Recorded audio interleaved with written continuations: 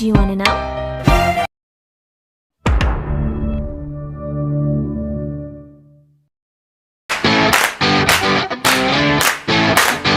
Kami dari kelompok 7 ada Karsito, Syafa, Resi, dan juga kita akan mempersembahkan sebuah video yang berisikan tentang organisasi non-pemerintah yang ada di hukum internasional. Yuk disimak! Hello everyone! Before that, I want to say thank you and welcome to our project with the title is International Non-Government Organization as Subject in International Law. If you wanna know more, let's see our project and I hope you enjoy it. Thank you. For your information, di sini kita akan menyajikan beberapa materi yang berupa pengertian INGO, kegiatan INGO, misi INGO, dan juga macam-macam INGO.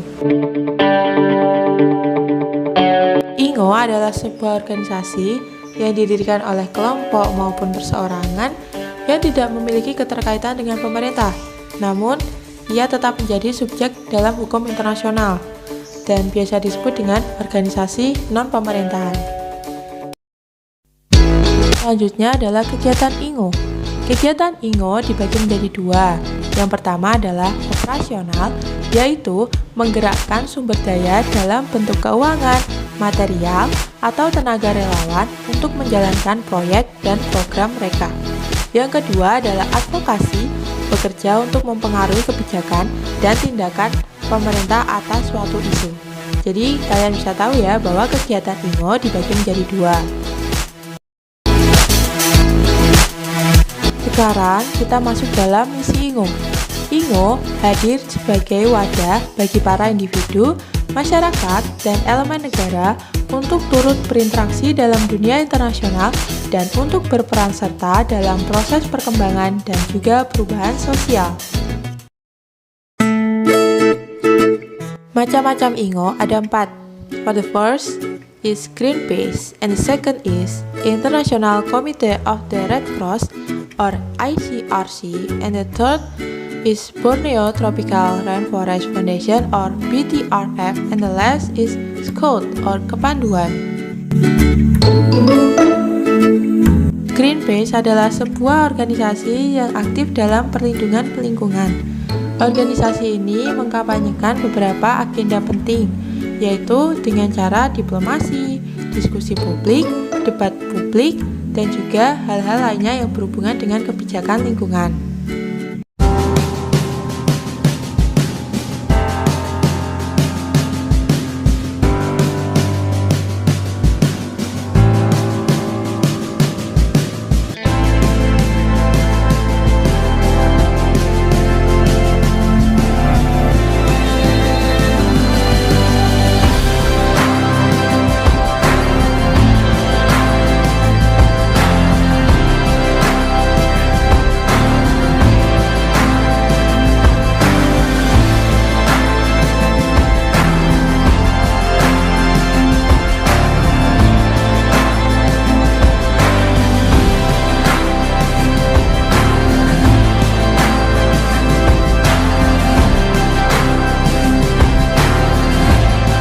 Kedua ada ICRC, berdiri pada tahun 1863. Organisasi ICRC merupakan organisasi relawan di setiap negara yang disebut Perhimpunan Palang Merah atau Bulan Sabit Merah Nasional.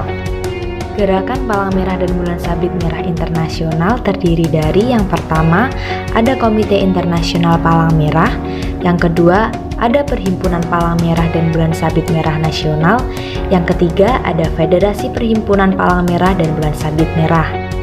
Komite Internasional Palang Merah merupakan suatu organisasi yang bersifat mandiri. ICRC berusaha selalu memberikan perlindungan terhadap korban, baik dalam pertikaian bersenjata maupun dalam kekacauan intern. ICRC juga merupakan pendiri dan anggota Gerakan Palang Merah dan Bulan Sabit Merah Internasional dan juga penyelenggara operasi kemanusiaan atas inisiatifnya sendiri.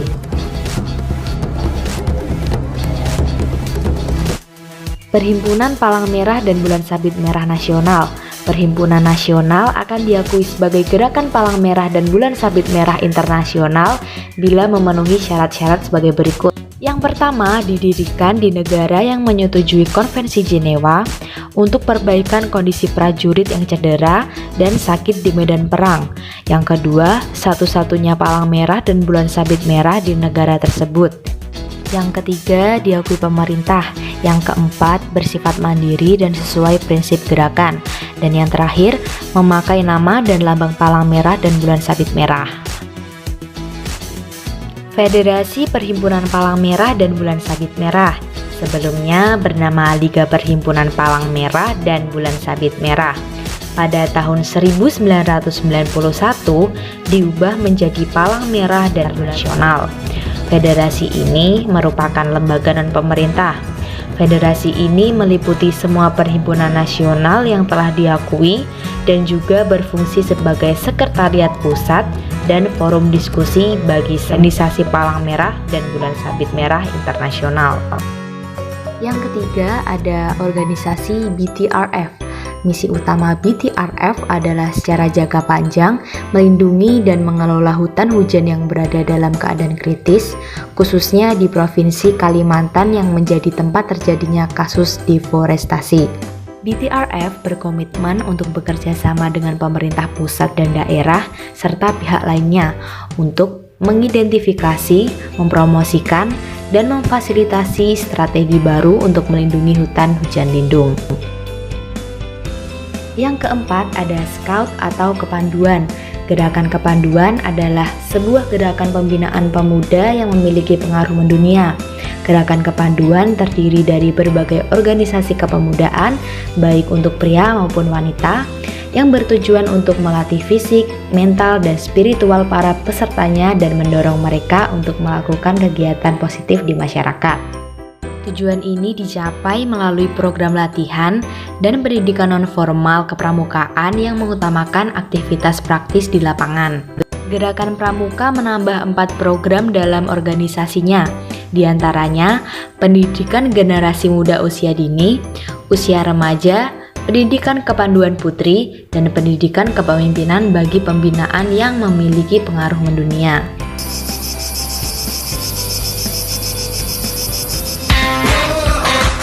Σέβομαι και προστατεύω το περιβάλλον. Προσφέρω στον συνάνθρωπο και στην κοινωνία. Υπερασπίζομαι τις θεμελιώδεις ανθρώπινες αξίες. Δεν αφήνω τη βρύση ανοιχτή όταν πλένω τα δόντια μου. Κάθε πράξη είναι πολύτιμη και απαραίτητη για να αλλάξει ο κόσμος μας προς το καλύτερο.